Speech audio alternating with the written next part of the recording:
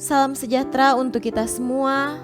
Bapak, Ibu, saudara-saudariku yang terkasih dalam Tuhan kita Yesus Kristus, marilah kita mendengarkan dan merenungkan bacaan-bacaan kitab suci hari Senin 27 April 2020. Bacaan pertama dari Kisah Para Rasul, pasal 6, ayat 8 sampai 15. Dan Stefanus yang penuh dengan karunia dan kuasa mengadakan mujizat-mujizat dan tanda-tanda di antara orang banyak. Tetapi tampillah beberapa orang dari jemaat Yahudi yang disebut jemaat orang Libertini. Anggota-anggota jemaat itu adalah orang-orang dari Kirene dan dari Alexandria bersama dengan beberapa orang Yahudi dari Kilikia dan dari Asia. Orang-orang itu bersoal jawab dengan Stefanus, tetapi mereka tidak sanggup melawan hikmatnya dan roh yang mendorong dia berbicara. Lalu mereka menghasut beberapa orang untuk mengatakan, "Kami telah mendengar dia mengucapkan kata-kata hujat terhadap Musa dan Allah." Dengan jalan demikian, mereka mengadakan suatu gerakan di antara orang banyak, serta tua-tua dan ahli-ahli Taurat. Mereka menyergap Stefanus, menyeretnya dan membawanya ke hadapan mahkamah agama. Lalu mereka memajukan saksi-saksi palsu yang berkata, "Orang ini terus-menerus mengucapkan perkataan yang menghina tempat kudus ini dan hukum Taurat, sebab kami telah mendengar dia mengatakan bahwa Yesus, orang Nazaret itu, akan merubuhkan tempat ini dan mengubah adat istiadat yang diwariskan oleh Musa kepada kita." Semua orang yang duduk dalam sidang mahkamah agama itu menatap Stefanus, lalu mereka melihat muka Stefanus sama seperti muka seorang malaikat. Demikianlah sabda Tuhan. Syukur kepada Allah. Tuhan beserta kita, sekarang dan selama-lamanya. Inilah Injil Yesus Kristus menurut Yohanes. Dimuliakanlah Tuhan. Injil Yohanes pasal 6, ayat 22 sampai 29.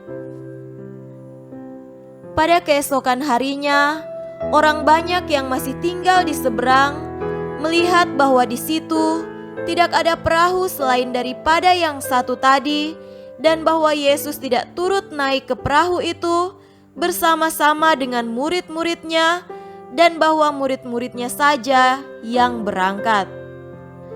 Tetapi sementara itu, beberapa perahu lain datang dari Tiberias, dekat ke tempat mereka makan roti, sesudah Tuhan mengucapkan syukur atasnya. Ketika orang banyak melihat bahwa Yesus tidak ada di situ dan murid-muridnya juga tidak, mereka naik ke perahu-perahu itu, lalu berangkat ke Kapernaum untuk mencari Yesus. Ketika orang banyak menemukan Yesus di seberang laut itu, mereka berkata kepadanya, "Rabi, bila mana engkau tiba di sini?" Yesus menjawab mereka, "Aku berkata kepadamu, sesungguhnya kamu mencari aku bukan karena kamu telah melihat tanda-tanda, melainkan karena kamu telah makan roti itu dan kamu kenyang. Bekerjalah bukan untuk makanan yang akan dapat binasa, melainkan untuk makanan yang bertahan sampai kepada hidup yang kekal, yang akan diberikan Anak Manusia kepadamu. Sebab dialah yang disahkan oleh Bapa, Allah, dengan materainya." Lalu kata mereka kepadanya, "Apakah yang harus kami perbuat supaya kami mengerjakan pekerjaan yang dikehendaki Allah?" Jawab Yesus kepada mereka, "Inilah pekerjaan yang dikehendaki Allah, yaitu hendaklah kamu percaya kepada Dia yang telah diutus Allah." Demikianlah Injil Tuhan. Terpujilah Kristus.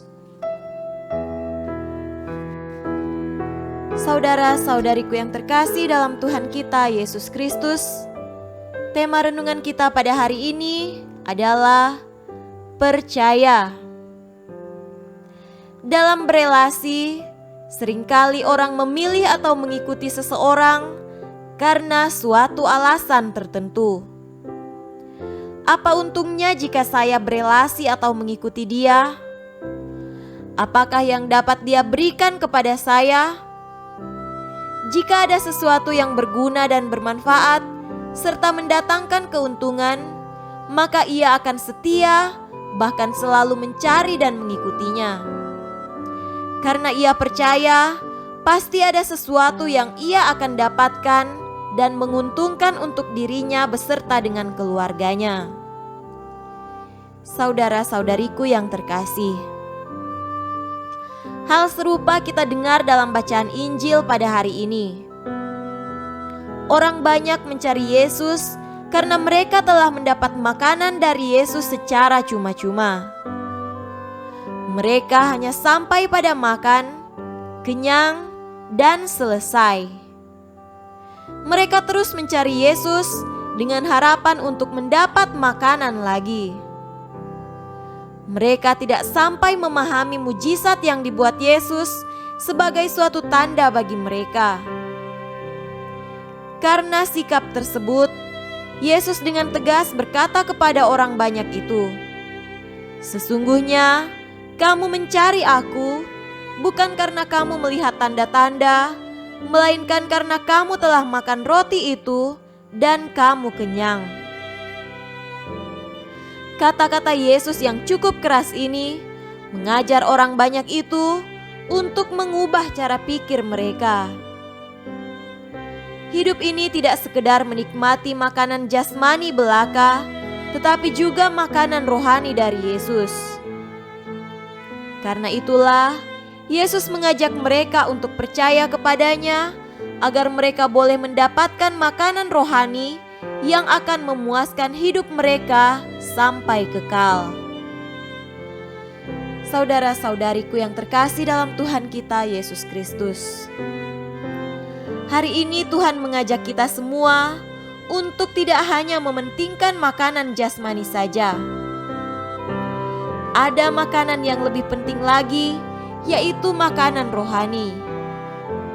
Makanan rohani dari Yesus adalah dirinya sendiri yang telah dikorbankannya untuk keselamatan kita yang kita rayakan dalam Ekaristi. Tuhan Yesus memberikan tubuh dan darahnya sebagai santapan rohani bagi kita, para peziarah di dunia ini, agar kita memperoleh kehidupan yang kekal. Untuk itulah, marilah kita setia dan penuh syukur, hikmat, serius dan sungguh sepenuh hati mengikuti Ekaristi. Jangan sia-siakan santapan rohani yang penuh daya ilahi ini, karena Ekaristi akan menguatkan dan senantiasa dapat meneguhkan iman kita. Semoga demikian. Amin.